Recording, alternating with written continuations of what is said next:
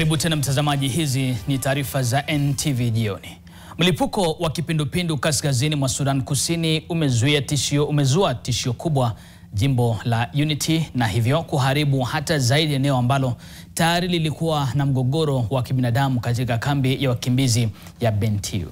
Wasemavyo kunaponyesha kuna mwagika.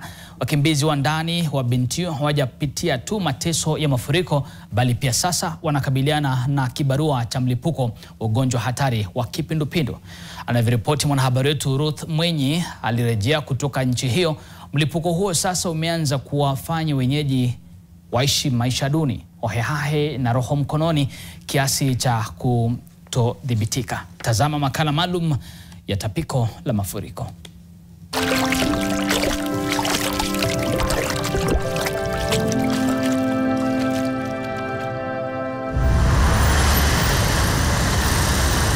Taifa changa zaidi barani Afrika, Sudan Kusini, linajivunia utajiri mkubwa wa viumbe hai wanaozingirwa na savana, mimea aina ya kinamasi na hata misitu inaongeza nakshi kwenye wanyama pori.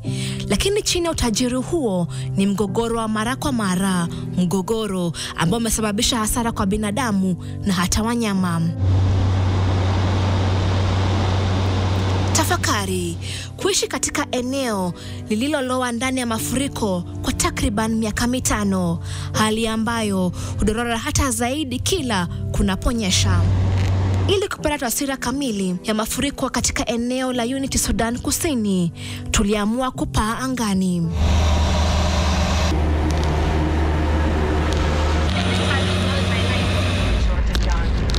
Bentiu iliko kaskazini ya Sudan Kusini sasa imepewa jina la majazi, kijiji cha kuzama, paradiso inayosahaulika imemezwa na maji. Visima hivi vilivyotulia vimegeuka kuwa kisiwa cha mlipuko wa magonjwa yanayotokanao na maji, zaidi kipindupindu. Kila bingu zinapofunguka, wakazi wanashikilia nyoyo zao, sio kwa unafuu ila wakihofia hasara ya magonjwa yatakayofuata. Na mvua ziliponyesha mwezi Oktoba mwaka jana, ugonjwa wa kipindupindu ulilipuka kwenye viwango vya dharura. Hiki ni kituo cha kutibu kipindupindu cha MSF. Vilio vya watoto wanaougua vimekithiri kote. Maelfu wametafuta matibabu hapa tangu kipindupindu kulipuka mwishoni wa mwaka jana. Madaktari hufanya ziara za mara kwa mara kuhakikisha wagonjwa wanapokea tiba inayofaa. Cholera is a waterborne illness, so which means there is a bacterial contamination of the water sources, so which this can be highly attributed to the flooding, which the flooding have been overriding these freshwater sources all over the camp. Katika wodi nyingine, tunakutana na Bechok Gal wa umri wa miaka 20. Ni mkazi wa kambi ya Bentiu. Alikuja hapa baada ya kushuhudia maumivu makali ya tumbo. Sasa nahisi afadhali baada ya matibabu, sio kama awali. Naomba watoto wangu wasiugwe na ugonjwa huu. Tunaelekea mkabala wa hospitali kuu ya Bentiu ambapo kuna sehemu ya kutibia kipindupindu. Masharti ya kuingia hapa ni makali mno. Sharti ujisafishe kabla ya kuingia.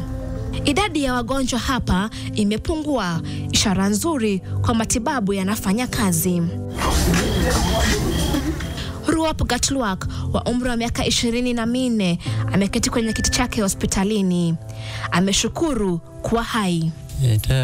Nilipoletwa hapa, mwili wangu ulikuwa na mshtuko, ila sasa naendelea vyema. Kufikia sasa, hospitali hii imetibu zaidi ya wagonjwa 2000 tangu mwezi wa Oktoba mwaka jana hadi Januari mwaka huu. Wote wameruhusiwa kwenda nyumbani. Wakati huu, zaidi ya wagonjwa 5000 walilazwa tangu tarehe 17 mwezi Januari mwaka huu. Jumla ya wagonjwa 2312 wametibiwa kwenye kituo hiki. Vifo 51 vimeripotiwa. Walioathirika zaidi na watoto wenye umri kati ya miaka 2 na 14. Hii ni 42% ya visa vyote. Natoka kaunti ya Gwit, kilomita 20 kutoka Bentiu. wakazi pale wanahitaji chanjo ya kipindupindu. MSF walikuwa miongoni mwa waliowajibika wa kwanza kwa mlipuko wa kipindupindu ulipoanza. So the people here in Bentiu IDP camp are living in extremely precarious situations. There's a lot of overcrowding in the camp and extremely poor water and sanitation conditions, as well as an extremely fragile health system. So here in Bentiu, MSF is focusing primarily on scaling up the case management capacity, so providing medical treatment to patients who have cholera. We have here in the Bentiu IDP camp set up a cholera treatment center with a capacity of 100 beds. Some of the activities we have implemented, especially in the community, has been one, the CATI, that is case area target intervention. It's a system whereby we go to the community. Once we receive a patient from the community, that is XPOC precisely, once a patient is received, we go to the patient family, we disinfect and we give hygiene kit to the ring. So we call it ring. We distribute hygiene kit to at least 5 households in the surrounding to ensure that the spread of the spread of the disease is interrupted in that community, in that family. Licha ya juhudi za wahudumu wa afya, changamoto zingali nyingi. The main challenge that we've seen here is a weak coordination system and a slow and inadequate scale-up of the response. We found that the systems that usually coordinate emergency responses, as well as the partners on the ground, are chronically weak and underfunded, and it meant that there was not a fast enough response by other partners to help treat patients who have cholera and control the spread of the outbreak. Unapojongea nyumbani, Kenya aidha inahisi joto la mgogoro wa kipindupindu.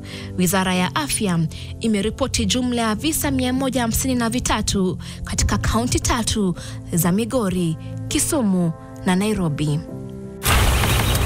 Mlipuko huu sana sana umbatanishwa na maji yaliyoambukizwa, mazingira machafu na mvua zinazoendelea kunyesha na kufurika hasa kwenye vioo vya kuchimba katika mitaa ya mabanda. Wataalamu wa afya wanaonya kuwa iwapo juhudi za haraka zitachukuliwa, huenda idadi ya visa ikapanda.